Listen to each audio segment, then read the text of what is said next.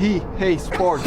Bro, come on. I'm making this video on the back of all the backlash EA Sports has faced recently in the FIFA or EAFC community, where people are trying to boycott EA Sports on the basis of the objectively horrid gameplay we've seen across all EA Sports games this year. And people are fed up, including myself and millions of others. People bash EA not to shit on anybody personally, but because we want to be heard, and people feel like EA just doesn't listen. I mean, sometimes I feel like I'm the guy talking to the brick wall. People like myself are really passionate about sports games, and it really sucks to see, in some cases, how I could take a game released from 5+ years ago, and if it were released today, it would be objectively better gameplay than games that were recently released in the past year. I feel as if EA is moving their games backwards, and it's only going to get worse by the year. Which leads me to my first point: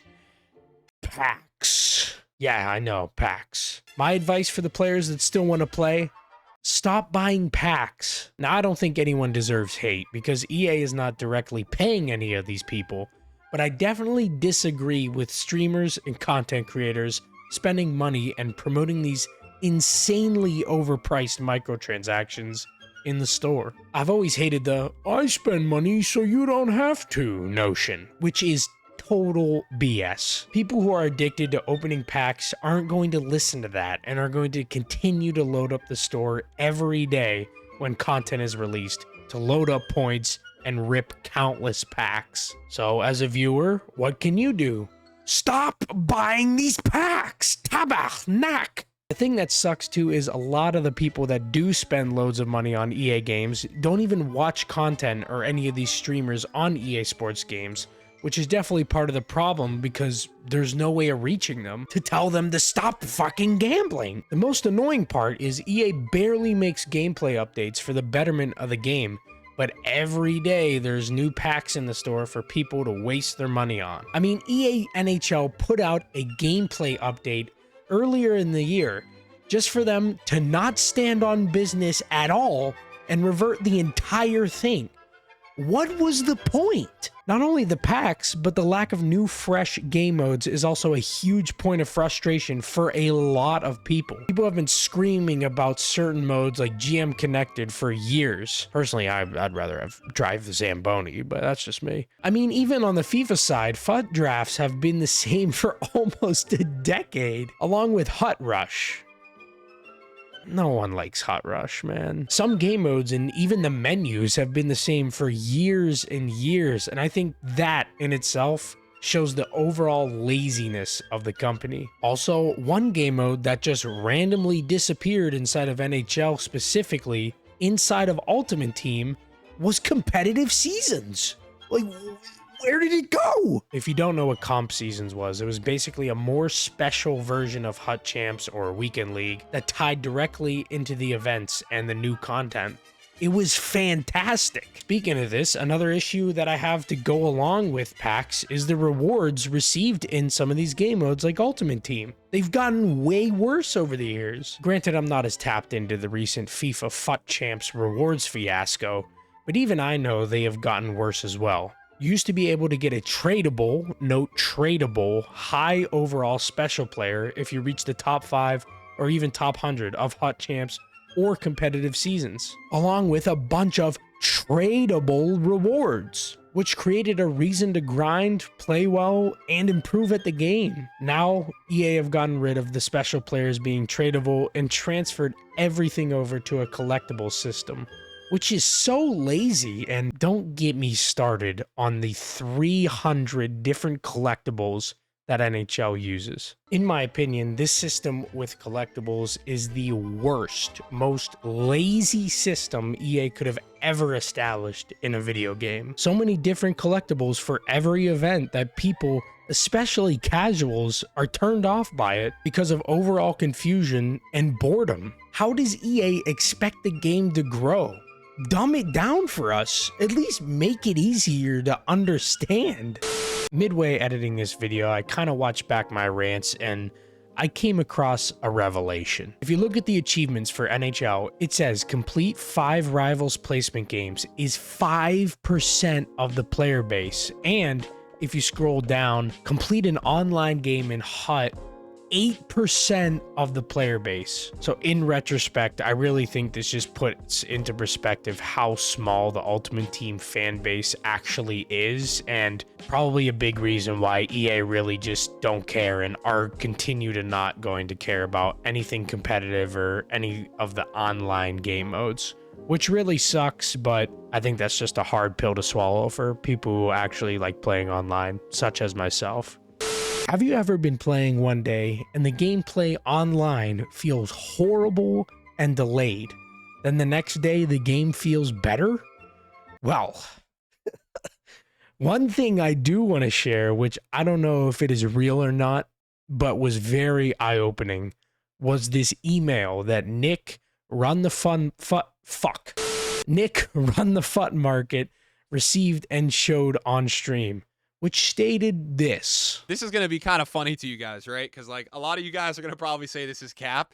And, like, I don't know if this is real or not. I got an email. Basically, some guy sent me an email and is claiming that he is working at EA, but he's gone under an alias. I've been at EA for nearly 5 years, and I'm quitting soon. You can call me a snitch. I don't care.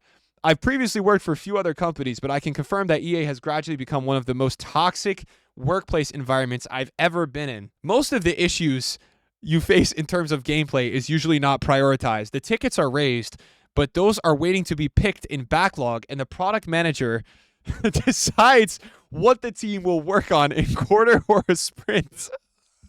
Product manager is solely focused on numbers, increasing player logins, how much revenue they contributed to, which they can show off to the leadership. My team of 12 lost 7 devs in 2020, and what did the management do? Hire some contractors who have no prior system knowledge, and we are into constant issues. When they left the company, they took the knowledge with them, and we are building on top of it. Fixing those won't be a passive change. The leadership usually moves by the principle, if it's not broken, don't touch it. The BA who comes up with the update requirements for a patch runs the game in an offline simulation and signs off to be implemented. They don't consider the online experience. We have a lot of developers who actually care about the product, but our hands are tied. But the people who make the decisions don't take gaming experience into consideration, but just the marketing aspect and profit margins. Sorry, but true. The bad gameplay issue you face is due to, oh my God. In high level, our data centers on peak hours usually get overloaded. So next time you log in, the game feels off because you are auto-connected to that pod, and there will be obvious delay between synchronizing the user inputs and rendering animation. The responsible team usually refreshes the cache on Mondays. So Mondays are the best gameplay. So wait. Mondays. Mondays! Again, I don't know how true this is, and it could be completely fake, but this at least puts it in the developer's perspective for a second, which people totally forget about, and definitely makes you think that there is some sort of server refresh system that goes on with the servers, and probably a reason why they feel so shit on certain days. Also, speaking about the developers, I do kind of feel bad for certain developers that do actually care about the game and are as passionate about it as we are, but are looked down by the higher ups at EA Sports, especially when it mentions how users are based off of logins and how much they contribute to EA or spend in the store, and that money doesn't go to the developers at all, just completely dissuading them from wanting to even improve the product. Not to mention, all the dev teams at EA have basically been cut in half when it comes to resources, which is not helping anything in the slightest.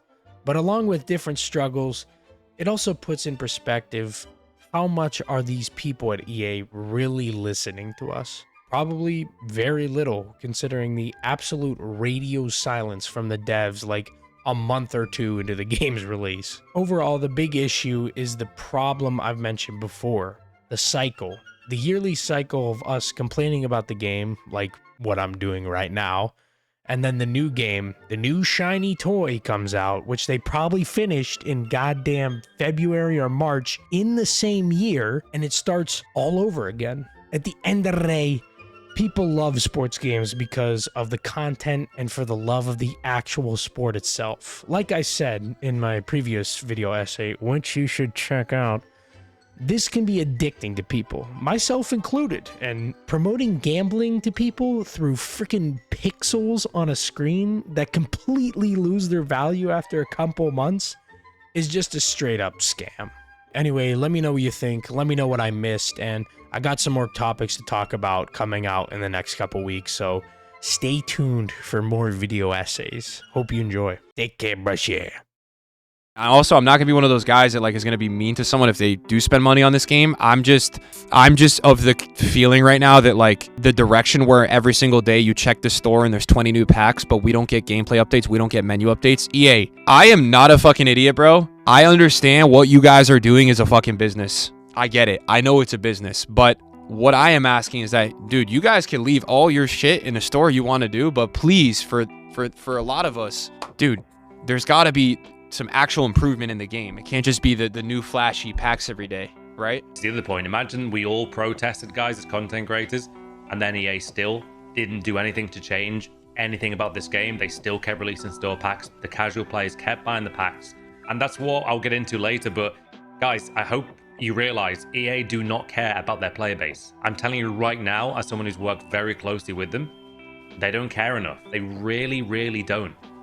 Notice how they don't even apologize for mistakes. Notice how they never go out of their way to make up for their mistakes they've made. They don't care, guys. And I'll give you prime examples as to why that is the case shortly.